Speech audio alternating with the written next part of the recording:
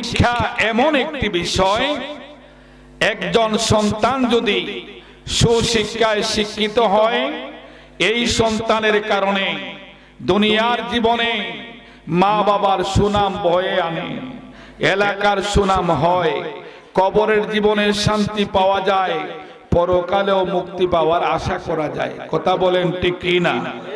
কথা বলেন ঠিক কি না?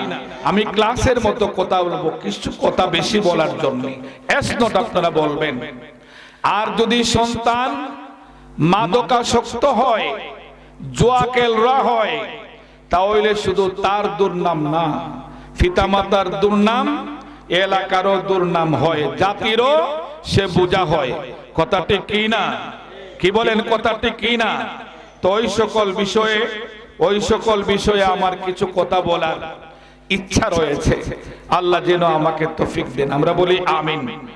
আমি প্রথম যেই বিষয় দিয়ে শুরু করছি সেটি হলো শিক্ষা। আমার আল্লাহ কালামে পাকে ৬৬৬৬ আয়াত নাজিল করেছেন। আমার আল্লাহ এমন কোন বিষয় নাই যা ওই কালামে ওয়াজ করেন নাই। সুবহানাল্লাহ বলেন। আমার আল্লাহ যখন কালামে পাকের নাজিলের শুরু করলেন, নাজিলের শুরুতে আমার আল্লাহ বলেন, ইকরা বিসমি রাব্বিকাল্লাযী খলাক, অর্থাৎ পড়ুন, তিলাওয়াত করুন, পাঠ করুন আপনার প্রভুর নামে যিনি সৃষ্টি করেছেন। সুবহানাল্লাহ। আমার আল্লাহ কালামে পাকের নুজুলের শুরুতে শিক্ষার বিষয় দিয়া শুরু করে আল্লাহর বান্দা বান্দি আমাদের শিক্ষা দিয়েছেন। হে আমার বান্দা বান্দি, যদি আমি আল্লাহর সঠিক পরিচয় তোমার জানতে ইচ্ছা হয়, আমার হাবিবের সঠিক পরিচয় জানতে ইচ্ছা হয়, জান্নাতের রাস্তা কোনটি তোমাকে জানতে ইচ্ছা হয়, জাহান্নাম থেকে মুক্তি পাওয়ার ইচ্ছা হয়, সর্বপ্রথম তোমাকে অবশ্যই ইলম অর্জন করতে হবে। জোরে বলেন সুবহানাল্লাহ। সম্মানিত সুধী, গভীর মনোযোগ দিয়ে শুনেন। আমার আল্লাহ অপর আয়াতে বলেন, ফালাউলা নাফারা মিন কুল্লি ফিরকাতিন মিনহুম তাইফাতুল লিয়াতাফাক্কাহু ফিদ্দীন। দ্বিতীয় আয়াতে বলেন, হে আমার বান্দা বান্দি, তোমরা কেন কিছু সংখ্যক লোক বাহিরে চলে যাও না, প্রত্যেক এলাকা থেকে, গ্রাম থেকে, হাটি থেকে। উদ্দেশ্য হলো লিয়াতাফাক্কাহু ফিদ্দীন। আল্লাহু আকবার বলেন। আমরা ব্যবসা করার জন্য, ধনী মানুষ হওয়ার জন্য কত দেশে যাই জন্মভূমি ছেড়ে। আমার আল্লাহ বলেন, ও আমার বান্দা বান্দি, তোমরা একটা উদ্দেশ্য করো, সেটি কি যে আমি ইলম শিক্ষা করার জন্য, জ্ঞান অর্জন করার জন্য আমি চলে যাব ভালো প্রতিষ্ঠানে। কি বলেন ঠিক কি না? সম্মানিত সুধী, আমার আল্লাহ আয়াতে পাকের শেষে বলেন, হে আমার বান্দা বান্দি, তোমরা নিজেরা ইলম শিক্ষা করে, জ্ঞান অর্জন করে, প্রত্যাবর্তন করে তোমাদের এলাকার মানুষদেরকে সঠিক পথের সন্ধান দিবে। ওই মানুষগুলি হয়তো আল্লাহ এবং তার রাসূলের রাস্তায় চলে আসবে। সুবহানাল্লাহ। আল্লাহ আল্লাহ। দয়াল নবী বিনে গো আপন বলতে কেউ নেই জগতে, আমার মায়ার নবী গো আপন বলতে কেউ নেই জগতে। আল্লাহ আল্লাহ আল্লাহ লা ইলাহা ইল্লাল্লাহ মুহাম্মাদুর রাসূলুল্লাহ সাল্লাল্লাহু আলাইহি ওয়াসাল্লাম। সম্মানিত সুধী, কোন ইলম অর্জন করবেন?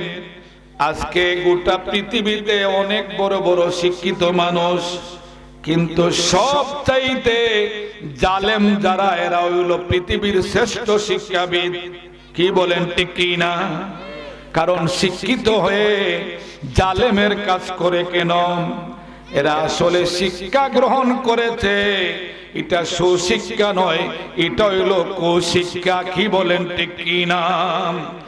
আর সুশিক্ষিত মানুষ আমাদের বাংলাদেশের একজন নক্ষত্র, যদিও ওনার নামে আল্লামা লেখা হয় নাই, কিন্তু আমি বলি উনি আল্লামা। তিনি হচ্ছেন ডক্টর শহীদুল্লাহ রহমতুল্লাহ আলাইহি। জোরে বলেন সুবহানাল্লাহ। বলে হুজুর কেন ওনাকে আপনি আল্লামা বলেন? উনি তো জাগতিক শিক্ষায় শিক্ষিত, আধুনিক শিক্ষায় শিক্ষিত। আমি যেহেতু একজন এলিমের চর্চা করি, নিজের লাইব্রেরি আছে, মাঠে সম্পদ নাই, কিন্তু 4-5 লক্ষ টাকার কিতাব সম্পদ আছে, আলহামদুলিল্লাহ বলেন। আমি পেয়েছি আল্লামা ডক্টর শহীদুল্লাহ। ফ্রান্সের জমিনে যখন তিনি লেখাপড়া করেন, রাতের বেলা ওনার ক্লাসমেটরা ওনাকে আহ্বান করত, চলো আমরা ক্লাবে যাব, নাইট ক্লাবে। তো তিনি নিজে লিখতেছেন যে আমার মনে চাইতো, আমি তো যুবক, কিন্তু যারা আমাকে ডাকে তারা তো মুসলমান না, আমি তো মুসলমান। আমি তো ইহুদি খ্রিস্টানদের সাথে এদের সমাজে আমি সমাজ করতে পারি না। মুসলমানদের জীবন প্রত্যেকটি কদম হিসাবের মধ্যে চলবে, ঠিক কি না? আল্লামা ডক্টর শহীদুল্লাহ অতঃপর লেখেন, যখন বারবার তারা আমাকে আহ্বান করত, তখন আমি আমার রুমে যাইয়া আল্লাহর কোরআনকে বুকে জড়াইয়া ধরতাম। জুড়ে বলেন আল্লাহু আকবার। যে আমি তো এই কোরআনের অনুসারী, আমি তো এই নারী পুরুষের অবাধ মিলামিশায় যেতে পারি না। আর আজকেও কিছু শিক্ষিত আছে, শিক্ষিত জাহেল, যারা ইসলাম ধর্মের প্রতি কটূক্তি করে। কি বলেন ঠিক কি না? কি বলেন ঠিক কি না? এই জন্যে শিক্ষা হইল এমন একটি বিষয়, যেই শিক্ষায় আল্লাহ এবং তার রাসূলকে খুশি করার উদ্দেশ্য থাকে। এমন শিক্ষা করার জন্য, যেমন এই মুহূর্তে আপনারা কেউ তেগুরিয়া থেকে, ভাদই থেকে, অনেকে দূর কাছ থেকে মাহফিলে এসেছেন, অনেকে আসতেছেন। আপনাদের মর্যাদা সম্পর্কে আমার আল্লাহ তার হাবিবের মাধ্যমে আমাদের জানিয়েছেন। আমার দিকে চেয়ে দেখেন, বুখারী মুসলিম শরীফের হাদিসে পাকে আমার নবীজি বলেন, আনা আবি দারদা রাদিয়াল্লাহু তাআলা আনহু قال قال سمعت رسول الله صلى الله عليه وسلم يقول من سلك طريقا يطلب فيه علما سلك الله به طريقا من طرق الجنة। খুব মনোযোগ। আমার নবীজি বলেন, উম্মতেরা, ঘর থেকে যখন কোন মাদ্রাসার ছাত্র, যেই ছাত্র আল্লাহ এবং তার রাসূলকে খুশি করার জন্য ইলম শিখে, উদ্দেশ্যটা বুঝবেন। যেই ছাত্র আল্লাহ এবং তার রাসূলকে খুশি করার জন্য ইলম শিখতে ঘর থেকে বাইর হয়, ওই রাস্তাটি হতে পারে তেগুরিয়া গ্রামের রাস্তা, পূর্ববাদী গ্রামের রাস্তা। আমার নবীজি বলেন, জেনে রাখো ও উম্মত, আমার আল্লাহ ওই তালেবে ইলমকে আল্লাহর জান্নাতের রাস্তা সমূহের একটি রাস্তার মধ্যে উঠাইয়া দেন। জুড়ে বলেন সুবহানাল্লাহ। যেই রাস্তা দিয়া চলতে চলতে চলতে চলতে সে জান্নাতে চলে যাবে। সুবহানাল্লাহ বলেন। তারপরে আমার নবীজি বলেন, হে আমার উম্মতের, আমি ব্যাখ্যা দিব না, শুধু ফজিলতটা বর্ণনা করব। তারপরে আমার নবীজি বলেন, হে উম্মতেরা, ওয়াইনাল মালাইকাতা লাতদাউ আজনিহাতাহা লিদাল্লিত তালিবিল ইলম। আপনারা যারা এখন মাহফিলে আসছেন অবশ্যই উদ্দেশ্য হইল কিছু শিক্ষা। কি বলেন ঠিক কিনা? সবাই বলেন ঠিক কিনা? আমার কথা ঠিক আছে কিনা? যারা এই নিয়তে আসছেন, আবার কেউ আছে মাহফিলে আসে না, কই ও মুকুজুরাইলে একটু লাড়াছাড়া দিলে সুল্লাম বাউইলে এটা খুব ভালো লাগে। আমি তো আসলে ওয়াজ শিখছিই না, তবে আপনাদের দোয়ায় 30 বছর মাঠে ওয়াজ করি আলহামদুলিল্লাহ। বলেন ওয়াজের বয়স কত হয়েছে? 30 বছর আলহামদুলিল্লাহ। যাই হোক সম্মানিত সুধী, আমার কথা বলা আপনাদের উদ্দেশ্য না। আমার নবীজি বলেন ওয়াইনাল মালাইকাতা লা তাদাউ আজনিহাতাহা লিদাল্লিত তালিবিল ইলম। জেনে রাখো, যখন শিক্ষা গ্রহণ করার জন্য বাড়ি থেকে 1 কদম 2 কদম, বাসা থেকে 1 কদম 2 কদম দিয়া মাহফিলের দিকে, মাদ্রাসার দিকে, খানকা শরীফের দিকে আপনি অগ্রসর হলেন, আমার নবীজি বলেন সেই রাস্তার মধ্যে আল্লাহর নূরের ফেরেশতা নূরের পাকা বিছাইয়া দে। জোরে বলেন না সুবহানাল্লাহ। যেন আমার এই বান্দারা যারা আমি আল্লাহকে, আমার হাবিবের সঠিক পরিচয় জানতে মাহফিলে যাচ্ছে শিক্ষা নেওয়ার উদ্দেশ্যে, এদেরকে ফেরেশতারা তোমরা নূরের পাকা বিছিয়ে দেও, যেন পাকায় পাড়া দিয়ে তারা মাহফিলে, মাদ্রাসায়, খানকায়, মসজিদে যেতে পারে। আল্লাহু আকবার বলেন। সম্মানিত সুধী, তারপরে আমার নবীজি বলেন হে আমার উম্মতেরা, ইস্তাগফিরু লাহু মান ফিস সামাওয়াতি ওয়াল আরদ।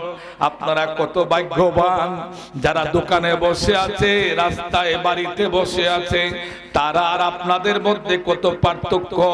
আমার নবীজি বলেন ও আমার উম্মতরা শোনো শোনো, যারা এলিম শিখতে গেল, এলিমের মজলিসে বসলো, যারা তালেবে এলিমের কাতারে চলে গেল, এদের জন্য আসমান আর জমিনের মধ্যে আল্লাহর যত সৃষ্টি আছে তামাম সৃষ্টি মাগফিরাতের দোয়া করতেছে। জোরে বলেন না সুবহানাল্লাহ। আপনারা কত ভাগ্যবান। আমার মা বোনদের প্রতি আমি আল্লাহর হস্তে অনুরোধ করব, আপনারা 2-4টি কথা শুনেন। আপনারা কত ভাগ্যবান, আপনাদের জন্য আসমান জমিনের মধ্যে আল্লাহর যত সৃষ্টি আছে সবাই মাগফিরাতের দোয়া করতেছে। জোরে বলেন সুবহানাল্লাহ। তারপর আমার নবী জীবনের ওয়াল্লাহি তাআনু ফি জাওফিল মা, অনেক লম্বা হাদিসে পাক। আমার নবীজি বলেন উম্মতেরা শুধু মানুষ নয়, জিন্নাত নয়, পানির মধ্যে অনেক জাতের মাছ আছে, গর্তের পিপিলিকা, জংলার হিংস্র প্রাণী, তামাম সৃষ্টি তালেবে ইলমের জন্য, হক্কানি রব্বানি আলেমের জন্য, মাদ্রাসার তালেবে ইলমের জন্য, আপনাদের জন্য আমার আল্লাহর কাছে মাগফিরাতের দোয়া করতেছে। সুবহানাল্লাহ। আল্লাহুম্মা সাল্লিম। এই ছেলেরা বসো বসো। আওলানা মুহাম্মদ ওয়ালা সাইয়্যিদিনা আল্লাহুম্মা সাল্লিম ওয়া সাল্লিম ওয়া বারিক আলাইহি। শুধু তাই নয়, আমার নবীজি বলেন ও আমার উম্মতরা, তুমি একজন সত্যিকার আলেম বানাইবা, একজন হাফিজুল কোরআন বানাইবা। তোমার সম্পদ যদি সব চলে যায়, না বলবেন আমার ছেলে ব্যারিস্টার হইছে, ব্যারিস্টার হোক, ইসলাম নিষেধ করে না। কিন্তু যদি ওই সন্তান মুসলমান হিসাবে তার জীবন যাপন পরিচালনা করতে না পারে, তার জীবন অতিবাহিত না করতে পারে, একদিন ওই গৌরবকারীর বাবার পিঠের মধ্যে পাড়া দিয়া, বুকের মধ্যে পাড়া দিয়া বলবে, যেই বাবা মা আমাকে ধর্মীয় শিক্ষা দেয় নাই, আলেম বানায় নাই, কোরআন সহিভাবে শিখায় নাই, হাদিস শরীফ শিখায় নাই, এমন মা বাবাকে জাহান্নামে আমাকে যদি যাইতে হয় তাদের বুকের মধ্যে পাড়া দিয়া আমি জাহান্নামে যাব। চিৎকার মারে বলেন নাউজুবিল্লাহ। আমি আরেকখানা হাদিস শরীফ বলে এই পয়েন্টে আমি শেষ করব। আমার নবীজি বলেন, قال رسول الله صلى الله عليه وسلم إذا مات الإنسان انقطع عنه عمله إلا من ثلاثة। আমার নবীজি বলেন, মানুষ যখন মরে যায়, আমরা এই দুই চোখ দিয়া জীবনে কত মায়ের দেখেছি, কত জানাজায় অংশগ্রহণ করেছি, কত মানুষকে দাফন করেছি, তার কোনো হিসাব নাই।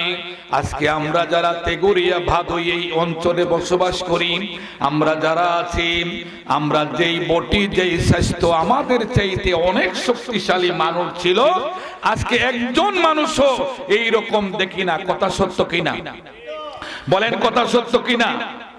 এমনও মানুষ আছে গ্রামের মোড়লরা এমন কথা বলছে, অমুক মিয়া নাকে মাছি বই না। কথা ঠিক নেই, মাতুন না আপনারা? এই কথার অর্থ কি? খুব রাগ, খুব গুসা। একবার চিন্তা করে দেখো, এমন নজওয়ান কবরে শত বছর চলে গেল, তার বুকের মধ্যে কত বিড়াল কুকুর চলাফেরা করলো, আর তো তাকে সরাইবার ক্ষমতা নাই। ঠিক কিনা? কি বলেন ঠিক কিনা?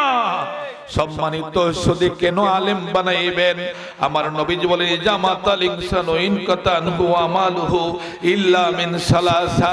হে আমার উম্মতরা, যখন মানুষ মারা যায়, দুনিয়ার জীবনে হতে পারে মন্ত্রী, মিনিস্টার, বড় ধনী নেতা, অনেক কিছু হতে পারে। ইন্তিকালের সাথে সাথে দুনিয়ার সাথে সকল সম্পর্ক বিচ্ছিন্ন হয়ে যায়, বন্ধ হয়ে যায়। ইল্লা মিন সালাসা, তবে তিনটি সম্পর্ক বাকি থাকে। সুবহানাল্লাহ বলেন। নাম্বার ওয়ান, নাম্বার এক নম্বর হলো, যদি আপনি এমন আলেম হন যেই এলিমে মিন সদকাতিন জারিয়া, এক নম্বর হলো হায়াতের জীবনে যদি হালাল রোজগারের টাকা দিয়া মসজিদ, মাদ্রাসা, রাস্তাঘাট, জনকল্যাণমূলক কোনো কাজ করে যেতে পারেন, আপনি কবরে থাকবেন, আপনার বানানো মসজিদে মানুষ নামাজ পড়বে। সুবহানাল্লাহ বলেন। আপনি থাকবেন কবরে, আপনার উজুখানায় মানুষ উজু করবে। আপনি থাকবেন কবরে, আপনার দেওয়া টিউবওয়েলের পানি মানুষ পান করবে। আপনি থাকবেন কবরে, আপনার বানানো রাস্তা দিয়ে মানুষ শান্তিতে যাবে। আপনার নাম বলতে হবে না, অটোমেটিক আমার আল্লাহ কবরে সওয়াব পাঠাইয়া দিবে।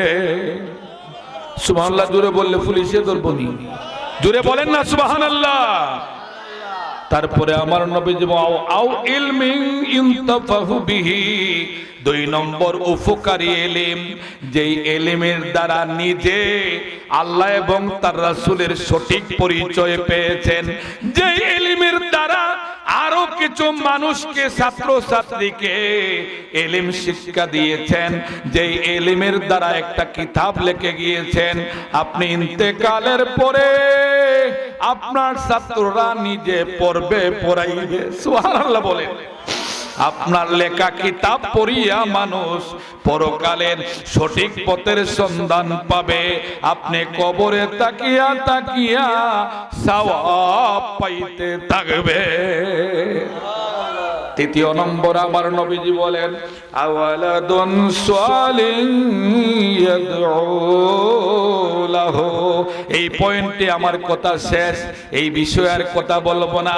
নাম্বার 3, যদি একটা সন্তান আলেম বানাইতে পারেন, হাফিজুল কোরআন বানাইতে পারেন, সত্যিকারের সহি কোরআন তেলাওয়াত করনেওয়ালা বানাইতে পারেন, এমন সন্তান রাখিয়া আপনি যদি সকরাতের বিছানায় থাকেন, আপনার ওই সন্তান, আপনার নাতি আপনার পাশে বসিয়া আল্লাহর কোরআনের সূরা ইয়াসিন যদি 3 বার তেলাওয়াত করে, আপনার রূহটা কষ্টবিহীন অবস্থায় মালাকুল মউত কবজ করবে। সুবহানাল্লাহ বলেন। ওই মুহূর্তে যদি 1000 কোটি টাকার সম্পদের মালিক আপনি হয়ে থাকেন, আর বস্তাবন্দি করে আপনার পাশেই সম্পদ রেখে দেওয়া হয়, কোনো লাভ হবে না, ঠিক কি না? তাহলে বোঝা গেল হাজার কোটি টাকার চাইতেও একটা সন্তানকে আলেম বানানো, হাফেজুল কোরআন বানানো, সত্যিকারের ভালো মানুষ বানানো মা বাবার উপর ফরজ দায়িত্ব, ঠিক কি না? আল্লাহ আল্লাহ আল্লাহ আল্লাহ আল্লাহ আল্লাহ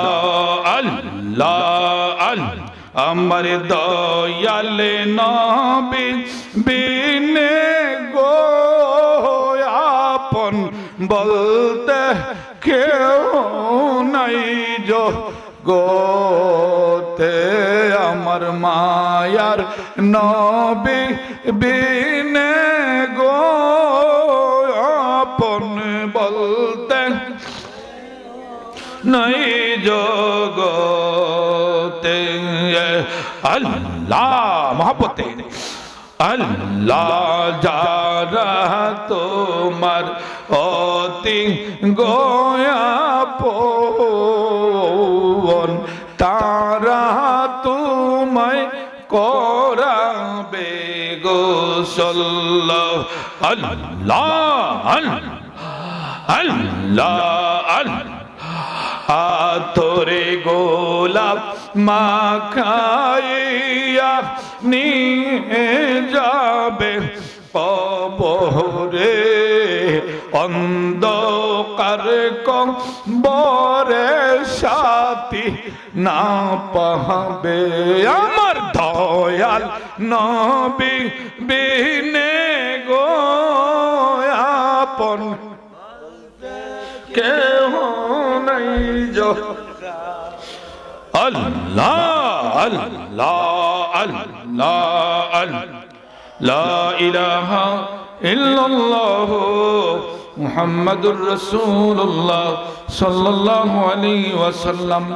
আসলে রাস্তা দিয়ে আসার সময় আমার যে ভাই বাবাদের দাওয়াত দিয়ে আসছি, তারা আসলে দুই প্যান্ডেলও জায়গা হবে না। ইতিমধ্যে অনেকে আসছেন, আশা করি আরো অনেকে আসতেছেন। আল্লাহ যেন আসার তৌফিক দেন, আমরা বলি আমিন।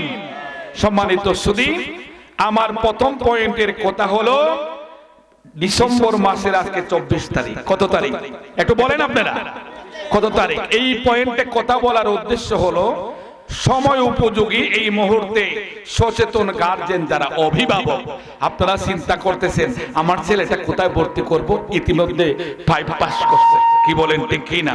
আমি আপনাকে পরামর্শ দিব এই মুহূর্তে আর বিলম্ব না করে একটা ভালো মানের আলিয়া মাদ্রাসায় ভর্তি করেন, যে কোনো মাদ্রাসায় না। তাহলে ওই ছেলের মাধ্যমে দেড় জাতি যদি সে আলেম হয়, পরেশগার মুত্তাকি আলেম হয়, তাহলে ভবিষ্যতে আশা করা যায় ওর মাধ্যমে দেড় জাতি উপকার পাবে, মা বাবাও শান্তি পাবে, কি বলেন ঠিক কি না? বিশেষ করে আমার প্রিয় ভাই রহমত আলী ভাই মসজিদ করার জন্য আপনাদেরকে নিয়ে চেষ্টা করেন, কি বলেন ঠিক কি না? একটা প্রতিষ্ঠানও চালান। ইতিমধ্যে আর একটা হাফিজি মাদ্রাসা তিনি করার উদ্যোগ নিয়েছেন। আল্লাহ পাক যেন সুন্দরভাবে প্রতিষ্ঠানগুলি বিশেষ করে হাফিজি মাদ্রাসা করতে পারেন আপনাদের সহযোগিতায়, আল্লাহ যেন তৌফিক দেন, আমরা বলি আমিন। আর আমি অদম যেহেতু দিনের খাদেম হিসাবে, গোলাম হিসাবে মাঠে কাজ করি, আল্লাহ পাক দীর্ঘ 30 বছর যাবত কবুল করেছেন। আমিও আপনাদের সাথে ছিলাম, বর্তমানেও আছি, ভবিষ্যতে ইনশাআল্লাহ থাকবো। আল্লাহ